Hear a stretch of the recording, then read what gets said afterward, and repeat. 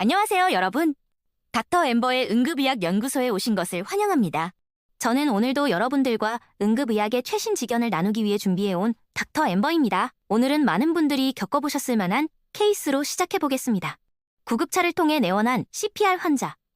병원 밖 CPR 중에는 넌셔커블 리듬이었다고 하나 병원 내원 후 이니셜 리듬에서는 VPB 확인되었습니다. 바로 제세동을 시행하고 체스트 컴프레션을 시행 후 리듬을 확인하였지만 확인되는 리듬은 계속 VPB입니다.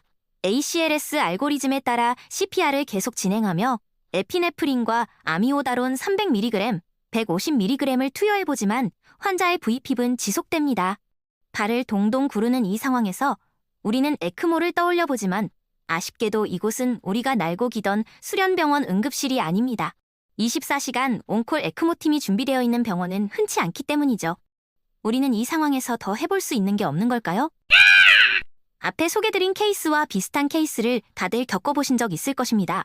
오늘은 이런 상황에서 최근에 떠오르고 있고 우리 응급의학과 의사가 시도해볼 수 있는 치료 중 하나인 더블 시퀀셜 디피브릴레이션 DSD에 대해 다뤄보려고 합니다. 오늘 에피소드에서는 DSD의 생리학적 메커니즘부터 최신 연구 결과 그리고 현 시점에서의 가이드라인 권고사항에 대해 살펴보도록 하겠습니다. DSD는 무엇인가? 먼저 DSD가 정확히 무엇인지부터 알아보겠습니다. DSD는 1994년에 최초로 발표된 치료법입니다. 구체적인 방법은 다음과 같습니다. 우리는 현재 제세동을 할 때 패드를 안테롤레터럴 위치에 부착하고 시행합니다. DSD는 먼저 2개의 제세동기를 사용하여 2세트의 패드를 서로 다른 위치에 부착합니다. 이때 한 세트는 전통적인 안테롤레터럴 위치에, 두 번째 세트는 안테로포스테리어 위치에 부착하게 됩니다. 그리고 2개의 제세동기를 거의 동시에 사용하여 연속적으로 전기 충격을 가하는 기법입니다. 한 번의 전기 충격으로는 효과가 없으니 2번을 거의 동시에 주어서 효과가 나타나기를 기대하는 것이죠. 생각해보면 좀 특이한 방법이죠? 제세동기 한 대로는 안 되니까 2대를 동시에 쓴다는 발상 자체가 매우 직관적이면서도 과감한 것 같습니다. 얼핏 보면 무식한 방법 같지만 뒤에 소개드릴 연구 결과에 따르면 이 DSD는 기존의 제세동 방법보다 앞의 케이스와 같은 리프렉토리 VPIP 상황에서 효과적으로 환자를 소생시키는 것으로 나타났습니다. 그렇다면 왜 DSD가 표준 제세동보다 효과적일까요? 이 질문의 답의 가설 중 하나로는 전기의 벡터와 좌심실의 해부학적 위치가 있습니다. 기존의 제세동 패드의 표준 위치인 안테롤레터럴 패드 위치에서 제세동을 가하면 전기 충격이 심장 전체에 균등하게 분포되지 않게 됩니다. 특히 좌심실은 해부학적으로 후방 구조물이기 때문에 안테롤레터럴 패드 사이의 직선 경로에서 멀리 떨어져 있어 전달되는 에너지의 양이 더욱 적습니다. 한 연구에 따르면 제세동이 실패하는 경우 심근에서 전기 에너지의 전달이 제일 낮은 부위에서 피브릴레이션 포커스가 다시 발생하는 것으로 확인되었고 이 부위가 좌심실의 후벽인 경우가 많았습니다. 그러므로 패드의 위치를 엔테로포스테리어로 변경하면 이론상으로 좌심실 후벽에 더 높은 에너지를 전달하여 제세동을 더 효과적으로 시행할 수 있는 것이죠.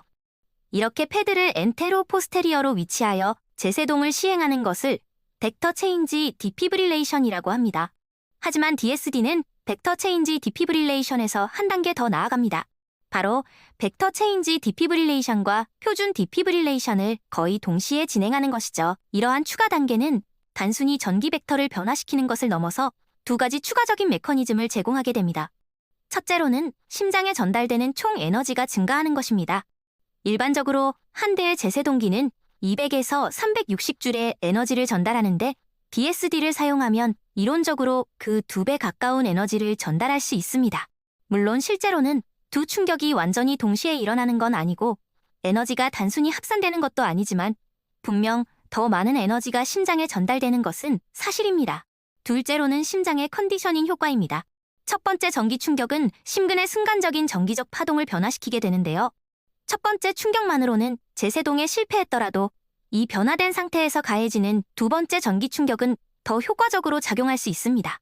어떻게 보면 첫 번째 충격이 일종의 준비 단계 역할을 하는 셈이죠. 이러한 원리를 가진 DSD는 2020년 아하 가이드라인에 등재되긴 했지만 당시에는 에비던스가 부족하여 유용함이 입증되지 않음 정도로 언급되었는데요. DSD의 효과에 대한 연구 결과가 2022년에 발표되면서 DSD에 대한 논의도 활발해지는 추세입니다. 지금부터 2022년에 발표된 DSD의 효과에 대한 논문, 도우즈 VF 트라이얼에 대해 알아보도록 하겠습니다. 도우즈 VF 트라이얼. 도우즈 VF 트라이얼은 2022년에 NEJM에 발표된 연구입니다. 도우즈 VF는 더블 시키셜 익스터널 디피브릴레이션, 포, 리프렉토리 벤트리큘러 피브릴레이션의 약자로 캐나다의 파라메딕을 대상으로 시행한 클러스터드 랜더마이즈드 트라이얼입니다. 연구 대상은 병원 밖 심정지 환자 중 3회의 표준 제세동에도 불구하고 심실세동이 지속되는 리프렉토리 VP 환자들이었습니다. 여러분도 아시다시피 3회 제세동에도 VP이 지속되면 환자의 예후가 매우 나쁩니다. 바로 이런 환자들에게 DSD가 마지막 희망이 될 수 있는지 확인하고자 한 것이죠. 도우즈 VF의 독특한 점은 환자 그룹을 3군으로 나누어 3가지 전략을 동시에 비교했다는 것입니다. 첫 번째 그룹은 표준 제세동 그룹입니다. 이 그룹에서는 계속해서 안테롤레터럴 패드 위치로 제세동을 시행했습니다. 두 번째 그룹은 벡터 체인지 그룹입니다. 이 그룹에서는 네 번째 제세동부터는 패드 위치를 엔테로포스테리어로 변경 후에 제세동을 시행했습니다. 즉, 기존 패드는 떼어내고 새로운 위치에 패드를 부착하고 제세동을 시행한 것이죠. 세 번째 그룹은 DSD 그룹입니다. 이 그룹에서는 네 번째 제세동부터 2개의 제세동기를 이용하여 DSD를 시행했습니다. 그렇다면 과연 결과는 어땠을까요? 먼저 생존율부터 보시면 표준 제세동 그룹에서 13.3%, 벡터 체인지 그룹에서 21.7%, DSD 그룹에서 30.4%였습니다. 숫자를 보면 아시겠지만 DSD 그룹이 표준 제세동 그룹에 비해 생존율이 2배 이상 높았으며 통계적으로 표현하면 렐러티브 리스크가 2.21이었고 95% 신뢰 구간은 1.33에서 3.67으로 통계적으로 유의한 결과입니다.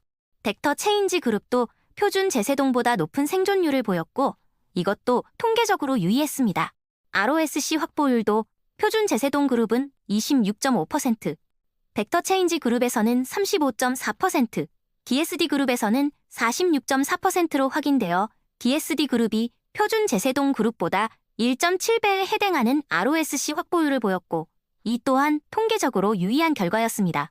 그런데 여러분, 심정지 환자의 연구에서는 생존율만큼 중요한 것이 있죠? 바로 신경학적 예후입니다. 모디파이드 랭킨 스케일 2점 이하, 즉 증상이 없거나 경미한 장애만 있는 상태로 회복한 비율에 대해서도 살펴보면 표준 제세동 그룹에서 11.2%, 벡터 체인지 그룹에서 16.2%, DSD 그룹에서 27.4%로 DSD가 단순히 생존율만 높인 것이 아니라 신경학적으로 양호한 상태로 생존하는 환자의 비율도 2배 이상 높였다는 것을 확인할 수 있었습니다. 이것은 환자의 삶의 질에 직접적인 영향을 미치는 결과로 DSD가 연구 설계의 의도대로 리프렉토리 VP 환자들에게 유의미한 마지막 한 방이 될 수 있다는 의미라고 할 수 있겠습니다. 물론 도우즈 VF 트라이얼에는 몇 가지 제한점이 있습니다.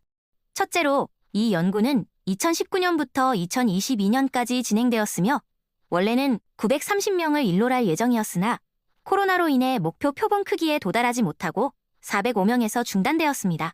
둘째로는 벡터 체인지 그룹의 결과에 있어서는 신뢰 구간의 범위가 1에 근접하여 있다는 점입니다. 이것은 단 한 명의 결과가 바뀌어도 통계적 유의성이 사라질 수 있다는 의미입니다.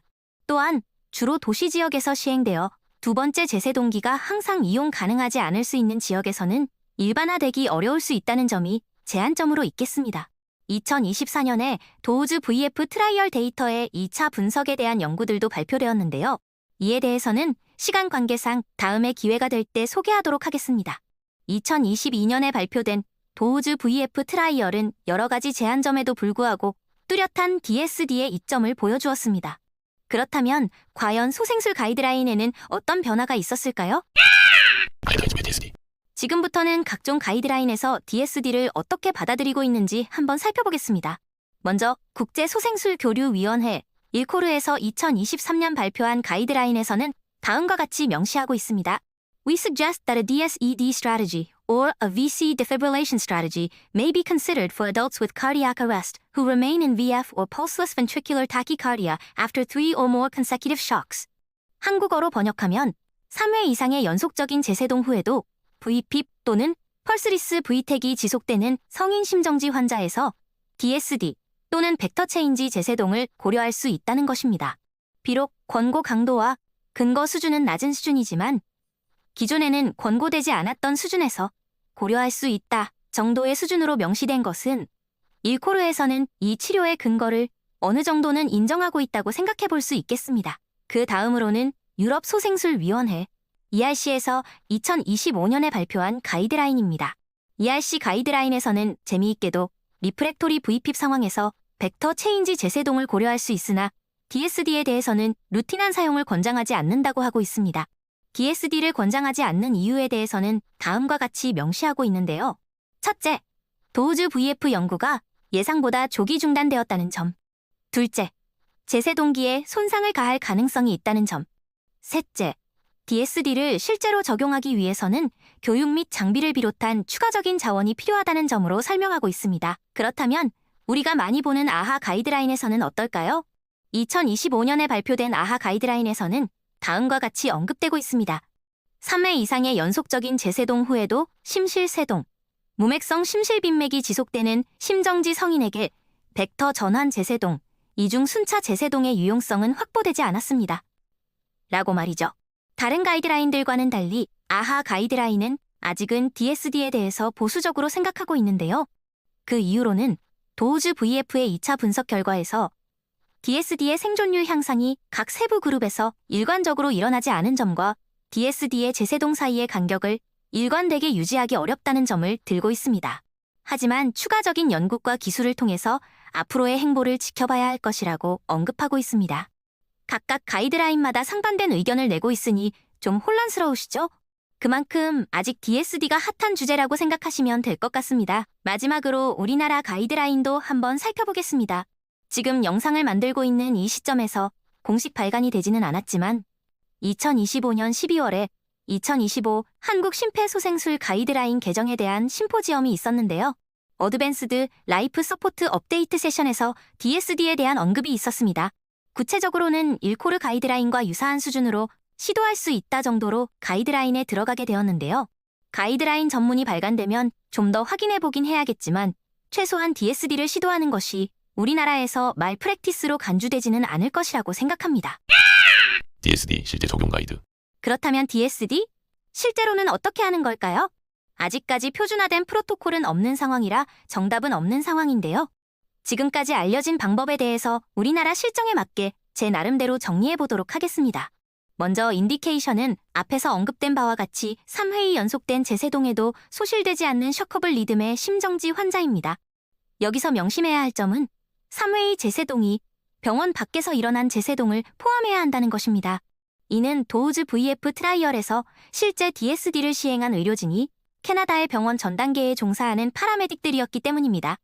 이 연구를 우리나라에 그대로 적용하기 위해서는 구급대가 현장에서 DSD를 해야겠지만 그건 현실적으로 어렵겠죠? 그렇기 때문에 심정지 환자 이송 연락이 올 때 미리 어느 정도 DSD를 준비해야 할지 말아야 할지 마음의 준비를 하는 게 좋겠습니다. DSD를 위한 2대의 제세동기를 준비해둔 상황에서 구급대가 심정지 환자를 데리고 도착했습니다. 구급대 카트에서 응급실 베드로 환자를 옮기는 순간 우리는 또 하나를 준비해야 하는데요. 바로 포스테리어 패드를 붙이는 것입니다.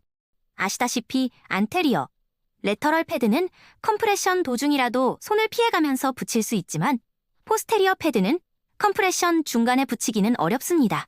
물론 컴프레션을 중단하고 붙이거나 리듬 체크할 때 붙일 수도 있겠지만 그로 인해 컴프레션 포즈 타임이 길어지면 오히려 CPR 퀄리티가 낮아져 소생 가능성이 낮아질 수 있습니다.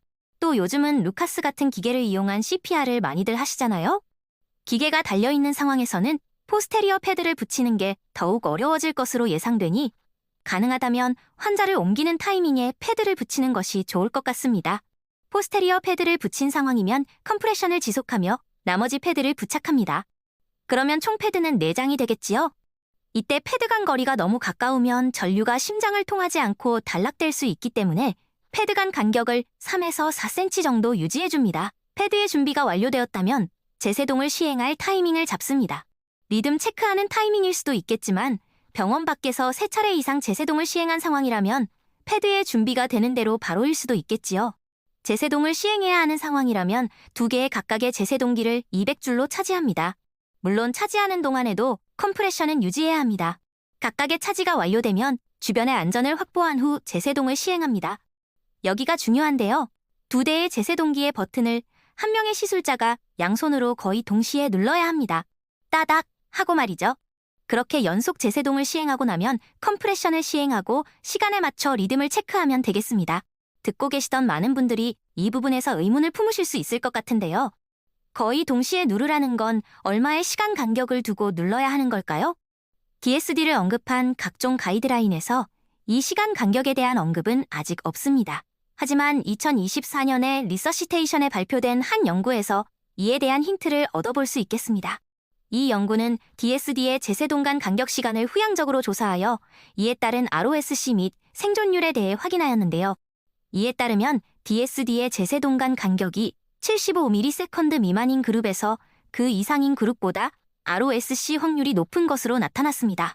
그럼 75ms 미만의 간격으로 제세동기 2개를 따닥 누르면 되겠죠?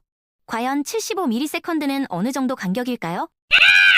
방금의 까악 소리의 간격이 대략 75ms입니다. 이 정도 간격으로 양 버튼을 누르는 것 가능하실까요? 좀 어렵더라도 다행히 이 연구 결과상 ROSC 확률만 차이가 날 뿐 생존율과 신경학적 예후에는 차이가 나지는 않는 것으로 알려졌습니다. 좀 더 명확한 연구 결과가 발표되기 전까지는 우리는 제세동 간격을 최대한 빠르게 한다고 생각하면 될 것 같습니다. 지금까지 DSD를 실제로 시행하는 방법에 대해 알아보았는데요. 몇 가지 중요한 주의사항이 있습니다. 첫째로는 2번의 제세동을 완전히 동시에 진행해서는 안 된다는 것입니다. 이론적으로 완전히 동시에 제세동을 시행할 경우 한 제세동기에서 다른 제세동기로 전류가 흘러 제세동기가 손상될 가능성이 있습니다. 도우즈 VF 트라이얼 시행 도중에는 제세동기 손상이 보고되지는 않았다고 하나 아직 제세동기들이 DSD 시행을 전제로 설계되지 않았기 때문에 동시에 제세동을 시행하지 않도록 조심해야 합니다. 둘째로는 패드 간의 간격입니다. 패드 간 거리가 너무 가까우면 전류가 심장을 통하지 않고 피부를 따라 흘러 제세동의 효과가 약화될 수 있습니다. 패드가 겹치지 않도록 하고 최소 3에서 4cm 정도의 간격을 유지해야 합니다. 셋째, DSD를 시행하기 위해서는 팀 단위의 트레이닝이 필요합니다. 앞에서 소개드린 바와 같이 DSD는 준비해야 할 것도 많고 패드를 붙이는데도 신경 쓸 것이 많아 응급의학과 의사 혼자서 간단하게 할 수 있는 술기는 아닙니다. 각 응급실의 상황에 따라 적절한 역할 분담 및 훈련을 통해서 DSD를 매끄럽게 임상에 적용시킬 수 있겠습니다. 테이크홈 메시지. 오늘 에피소드를 마무리하는 테이크홈 메시지 시간입니다. 첫째, 더블 시킨셜 디피브릴레이션. DSD는 리프렉토리 VP 환자에서 우리가 새롭게 시도해볼 수 있는 치료입니다. 도우즈 VF 트라이얼에서 DSD 그룹의 생존율은 표준 제세동 그룹에 비해 2배 이상 높은 것으로 나타났습니다. 둘째, 각종 국제 가이드라인에서 DSD가 편입되려는 움직임이 시작되었습니다. 1코르, 대한심폐소생술 가이드라인에는 이미 시도를 고려할 수 있는 수준으로 언급되었으며 이외 가이드라인에서도 예의주시하고 있는 상태입니다. 셋째, DSD를 실제 임상에서 실행하기 위해서는 여러 준비가 필요합니다. 병원 전 제세동 횟수 파악, 응급실 의료진 내 역할 분담 및 훈련 등 혼자서 진행할 수 있는 술기는 아니기에 응급실 단위의 준비가 선행되어야 실제 상황에서 DSD를 원활하게 진행할 수 있을 것입니다. 닥터 엠버의 응급의학 연구소, 오늘 에피소드는 여기까지입니다. 오늘 내용은 좀 길었네요. 길이가 길어서 내용이 집중이 어려우셨다면 죄송합니다. 그래도 오늘 소개드린 내용은 이전에는 우리가 무력하게 놓칠 수밖에 없었던 환자들을 구할 수 있는 치료가 될지도 모릅니다. 앞으로의 연구 결과에 따라 제가 오늘 소개드린 내용이 어떻게 변하게 될지는 모르지만 그래도 현 시점에서는 알아둬서 나쁘지 않은 내용이라고 생각합니다. 오늘도 근무 중이신 모든 응급실 동료분들의 안전하고 성공적인 진료를 응원합니다. 지금까지 들어주셔서 감사합니다. 다음에 또 뵙겠습니다.